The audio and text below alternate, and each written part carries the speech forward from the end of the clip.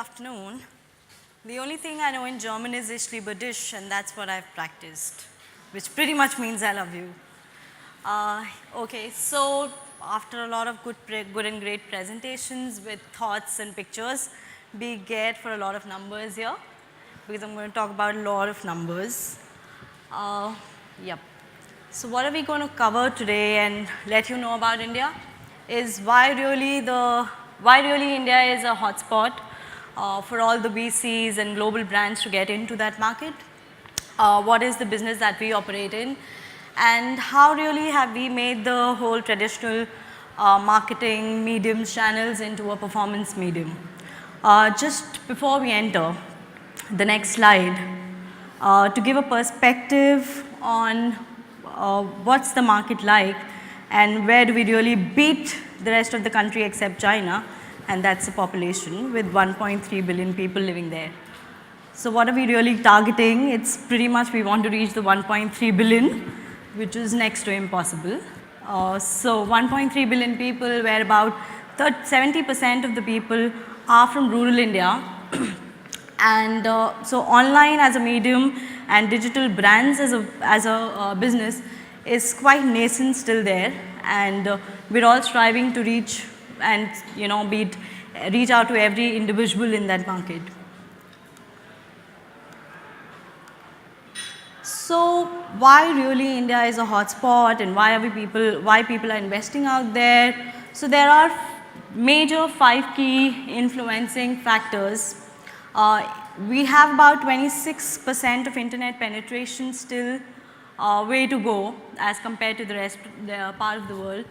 We have about 350 million as of now. We hope to double by 2020. The next big influencing factor is the whole smartphone penetration going up. We as of now are 18% of the smartphone ownership. In 2014, we saw about 40 million smartphone ownership being there, which was pretty much more than what mobile handset distribution was in 2013. So we're going great guns there. There is still a huge potential. Like I said, 70% of the India is under the rural India, and it's only 30% urban population. Hence, there is a huge headroom for us to expand, because it's still 13% of urban India which is still transacting online and going for all the digital brands, and from the rural India, which is the huge mass, it's still 1%. So huge headroom for us to grow there. Our disposable incomes are rising day by day. We're spending too much.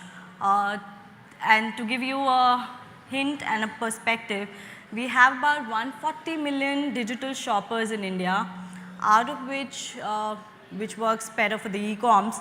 It's about 113 million people transacting as a e-com buyer. So, and also why this is really growing. So government of India is doing a real lot of efforts, putting in a lot of, so they're aiding opening bank accounts for rural India, giving them all the possible scope to expand and increase their disposable incomes. We have increased by 130% in our disposable income since last 5 years, expect to grow additionally by 55% in 2020. There is a huge urbanization that's happening. Again, like I said, so a lot of brands are making a lot of effort to go into the rural India as well and urbanize those cities by, for example, a company like Amazon getting in tie-ups with a lot of rural NGOs to make that part of India really urbanized. The last factor is that we are really young, and the median age for India is about 27 years. So we're quite a young India, and hoping that that's going to grow the digital brands, and that's really the future for digital brands. So about 65% of our population is under 30 years. Okay, a bit of heavy slide, but a bit of info on what really a digital classifieds and how we really operate. These are the multiple classified platforms which are available in India. We operate in the horizontal classified.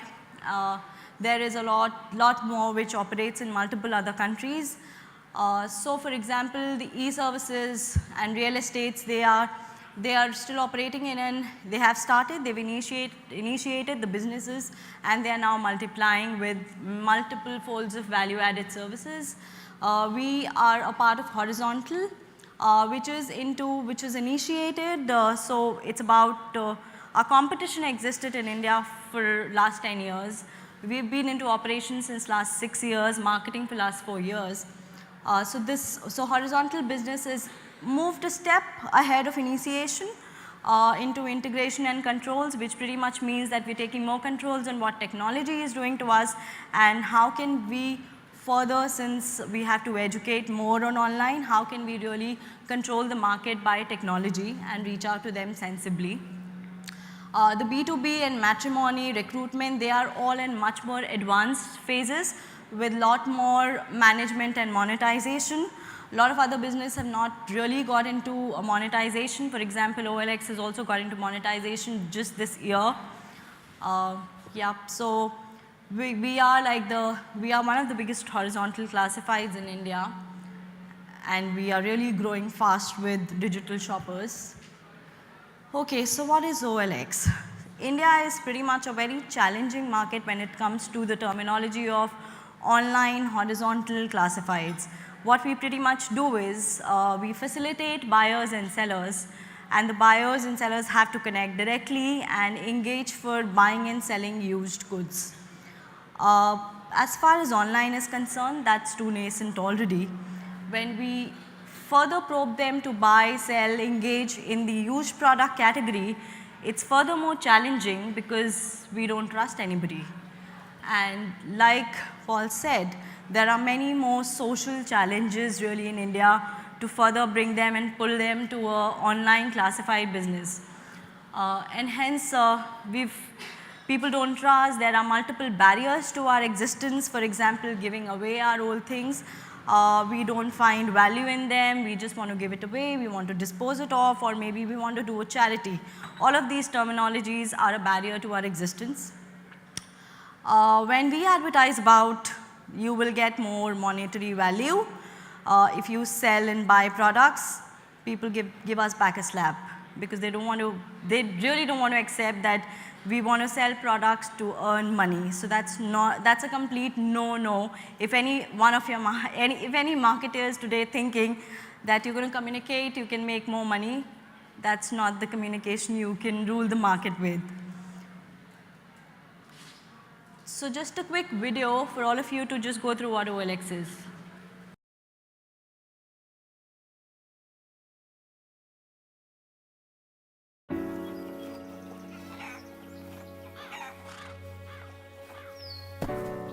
Dreams can begin in unexpected places. With OLX, people connect and share. Making way for new possibilities. New ideas. New music. OLX brings people together. Uniting buyer and seller through their mutual needs. Because being brand new is in the eye of the beholder. OLX touches the seller, turning their used goods into new opportunities. OLX touches the buyer, elevating themselves in their work or their play.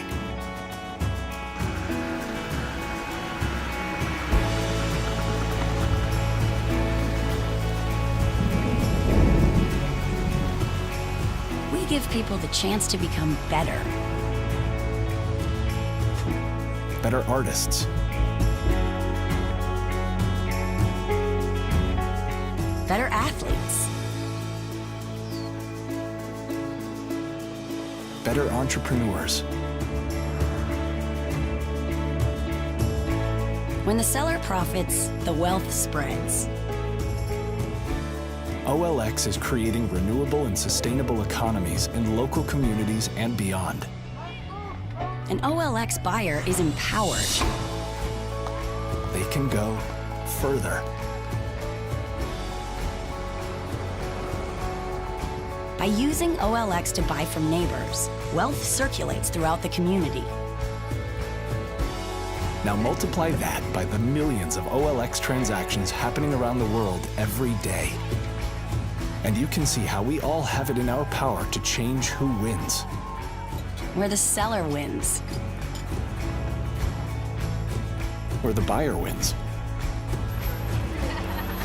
Where communities win. And by exchanging and extending the life of used goods, OLX helps save resources, so the earth wins.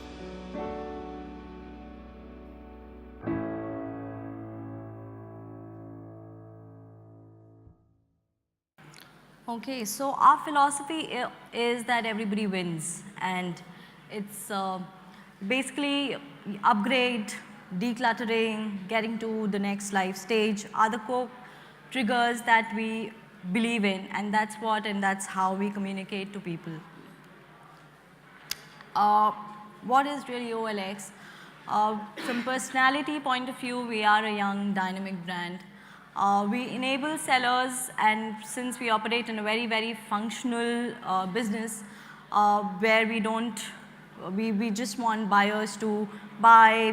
It's a very boring communication. We want buyers to buy the used product. We want sellers to sell their used goods, and hence what's really exciting. So that's where OLX has made a big change by building the category.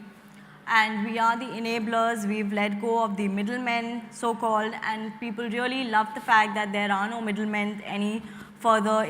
There is no agent, there is no dealer, and hence people love the fact about this business. We very proudly say that we have been a pioneer in innovating a lot in that market. There was a competition that existed since last 10 years, but quite hesitant, and that has been a scenario with every digital company. They have been quite hesitant in experimenting with the traditional medium. They focused more on going directly online and touching the low-hanging fruits, and hence not really become a massive brand.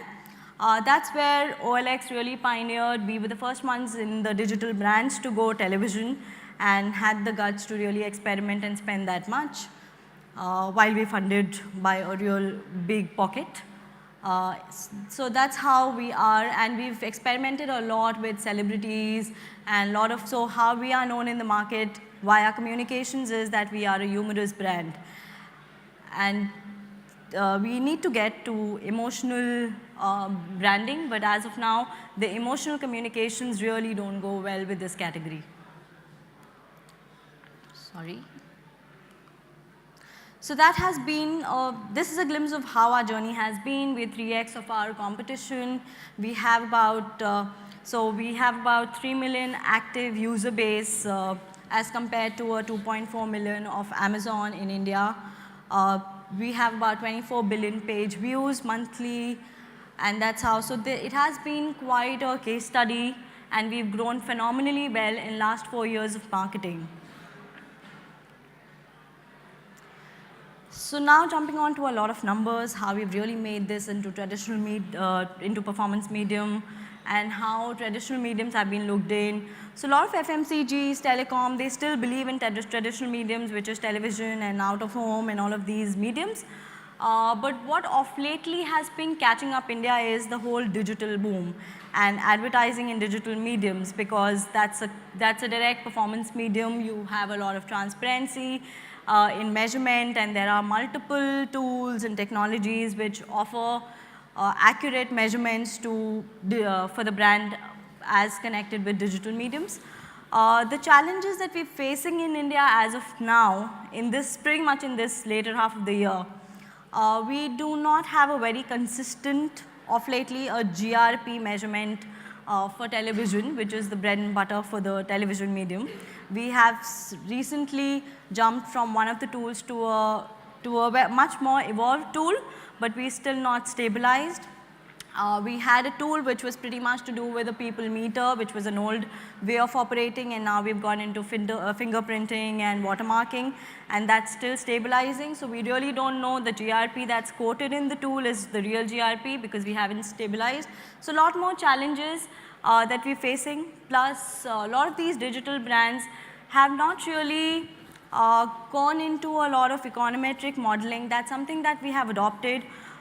Even if brands go for regression modeling and much more scientific terms, the output is not very well consumed when it comes to optimizing and making communications and how to really learn that and move forward.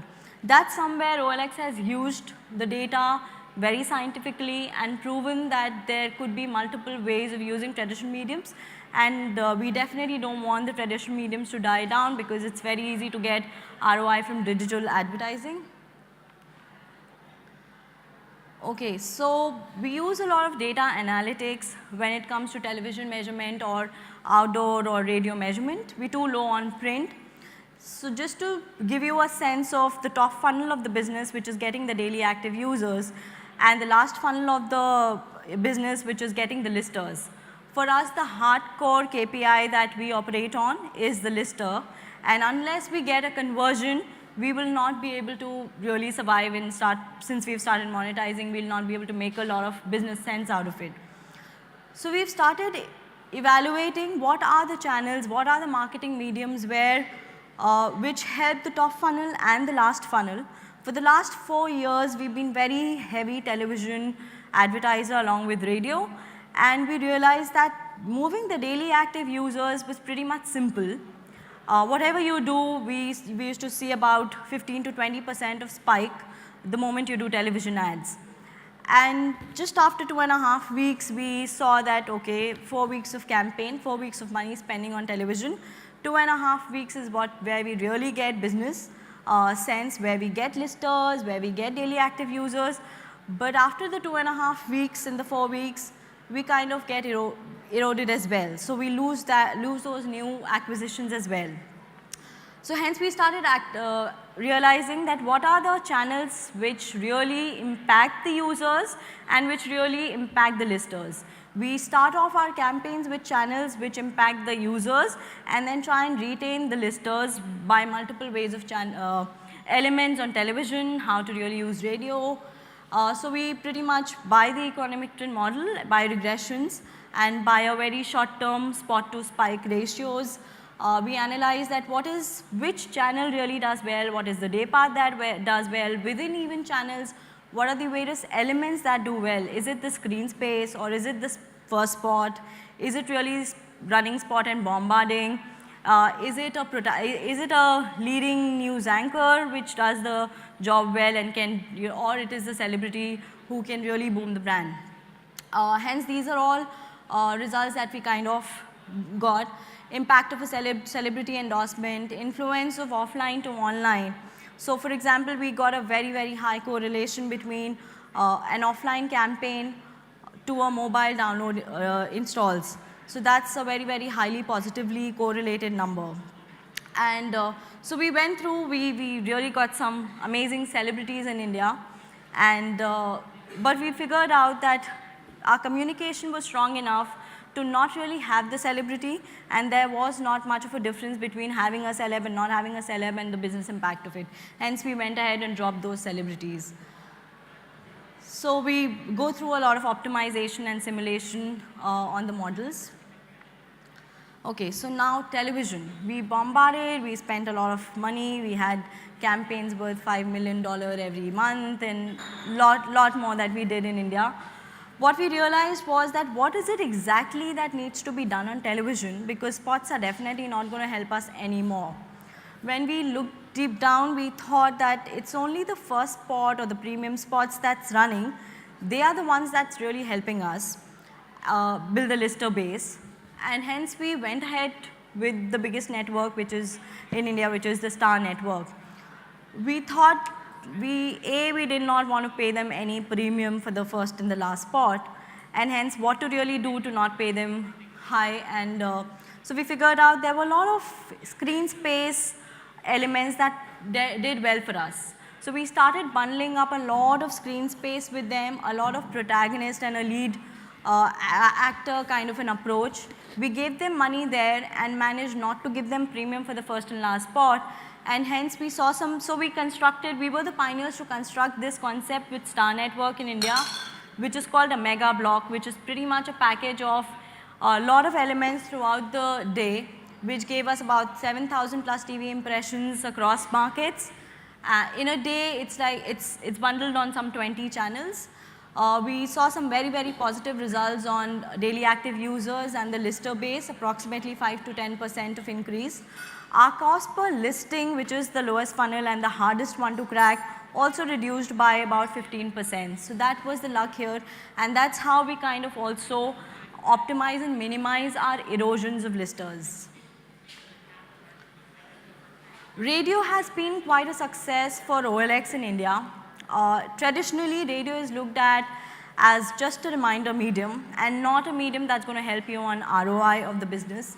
And that's also a case with any of the industries operating. So be it your FMCGs, be it your telecom, all of them really believe that if you just put a lot of spot, your job is done. We did that for a while. For about 2 years, we continued giving spots along with the television just as a support medium. And then we figured out that, okay, what is the way, when we started thinking what is the way to reduce in television, we figured out that radio was the next best medium, which gave us much lesser cost per lister, which also gave a lot of innovative ways to work. So on radio, we now pretty much do not operate on spots. We operate on content integration, which means that we do a content roadblock, which is by using the music and how to innovatively use the music that they are playing, not really hampering the ways of execution and the listener sentiments.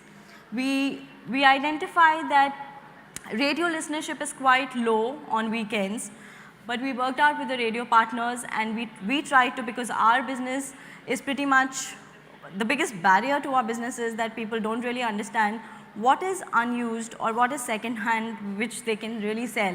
And hence, to enable them to identify, we made a habit of weekend identifying role, where we said, okay, get some time on weekends and identify what do you really have extra at home and try and sell it. So that's where we took the help of radio by building up on weekends as habit. We did a lot of content, contextuality, we took a lot of, not really actors, but mimicking actors. We made a lot of shows. So radio, if did not have that genre of show, we created that genre of show, and we did a lot of such innovative experiments just by isolating the market, by not doing television at some point in time, isolating. So a lot of test versus control responses that we ran. We had a bunch of cities where we did not have any radio.